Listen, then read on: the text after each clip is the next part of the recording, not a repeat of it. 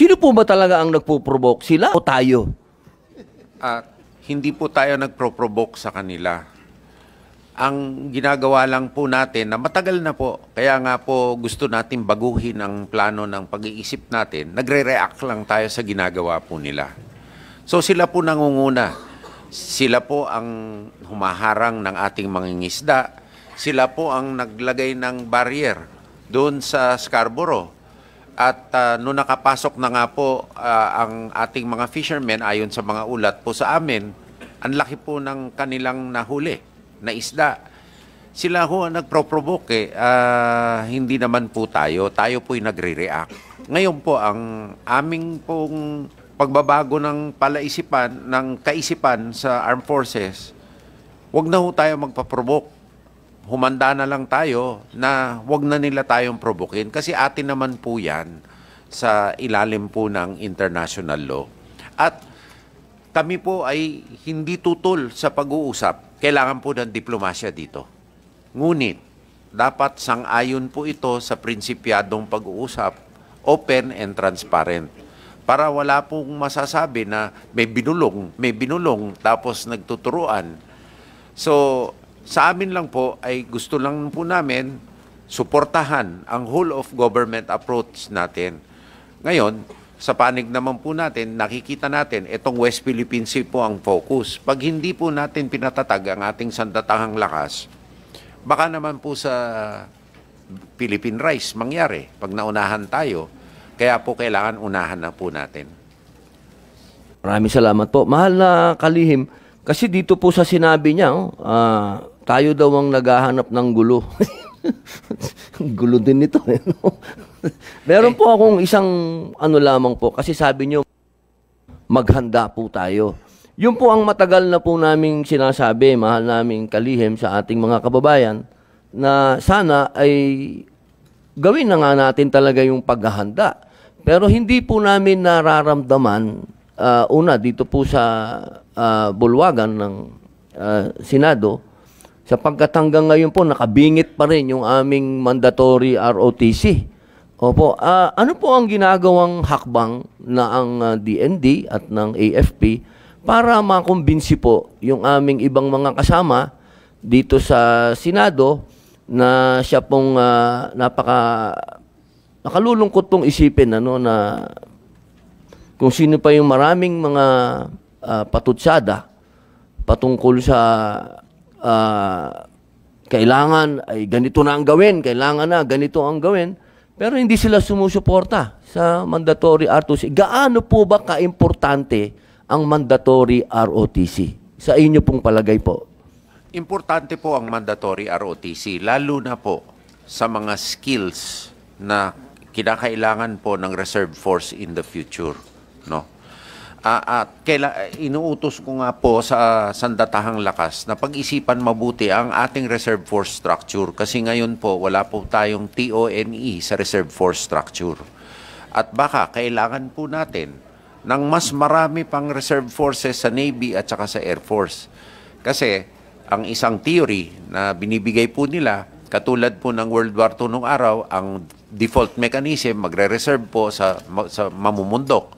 Wala na po tayong pagbubundukan dito at pag abutan ho tayo dito ng kalaban sa lupa, mahirap na po ang delikado na estado natin. No? Kaya hinahanda po namin ang organisasyon na tumanggap ng reserve force. At saka may comment ho sa ang ating kasama na sana po mapalitan ng nomenclature ng ROTC para ang mga ekspektasyon ng mga bata ay hindi umangat. Kasi hindi po lahat yan magiging opisyal.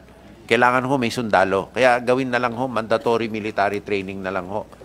Ngayon, we choose the best. Kasi po this is a truth also po. Doon po sa skills na kinakailangan. Kasi po ang PMA, 1 degree lang po yan. Bachelor of Science lang po.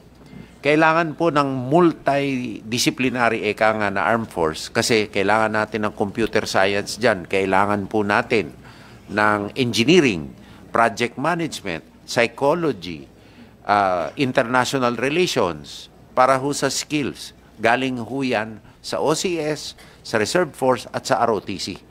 So, hindi lang po para sa Reserve Force ang ROTC, ngunit pang-fill up ng ating mga tinyente sa regular force. So, importante po ang ROTC. But on our end, Mr. Chairman, Honorable Senator Padilla, hinahanda po namin ang aming kakayahan na matrain, ma-process ang mga sasailalim dito in the future.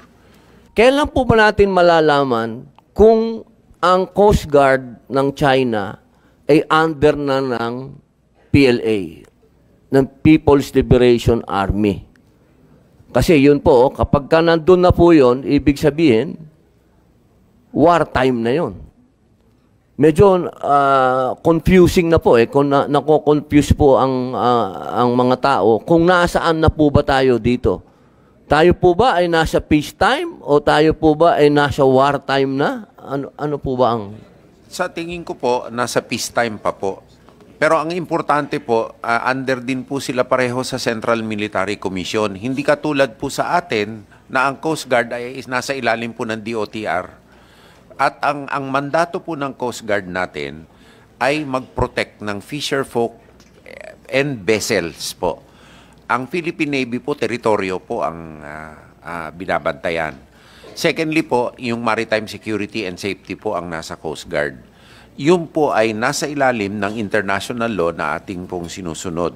Ngunit in time of war naman, masesecond din po naman sila sa atin. Sa China po naman kasi, ang hirap po, hindi kailangan nila ng official declaration of a state of war. Hindi po katulad natin sa ating saligang batas. The Philippines renounces war as an instrument of national policy and only Congress can declare the existence of a state of war. Doon po sa China, hindi po nila kailangan gawin. Kaya hindi po natin malalaman. Pangalawa po, nakita nyo naman po yung Coast Guard vessel nila. Hindi na po Coast Guard yun Open water guard na po yun Hindi na. At saka wala na ho sila sa coast nila Nasa labas na Nasa Scarborough na nga po Kaya po sa akin, etong mga diagram na to, palagay ko, hindi po natin pwedeng bigyan ng 100% po ng authenticity o pag-aasa na ganito nga ang structure nila. Kasi nakikita naman po natin ang pangyayari. Ilang linggo na nawala yung defense minister nila. Napalitan bigla yung kanilang foreign minister. Kaya hindi po natin alam talaga kung ano ang estado ng gawain nila, kundi sa nakikita natin na ginagawa nila po sa atin, dito po sa karagatan po natin. Kung ganun po, mahal na kalihim ang sitwasyon, ano po ang pwedeng gawin natin? Kasi ang Coast Guard nasa ilalim pa po ng DOTR. Dati naman siyang nasa ilalim ng Armed Forces. Di po kaya dapat ibalik na rin sila sa Armed Forces? Hindi po kagalang-galang na senador kasi po ang primary mandate po nila talaga ay maritime safety and security. Kaya nga naiputol yung harang sa Scarborough dahil maliban sa ibang mga dahilan, ito po ay hazard to marine safety. Kaya tama-tama lang po sila. At wala ho sa mandate ng Armed Forces na mag-regulate ng inter-island shipping katulad po ng Coast Guard.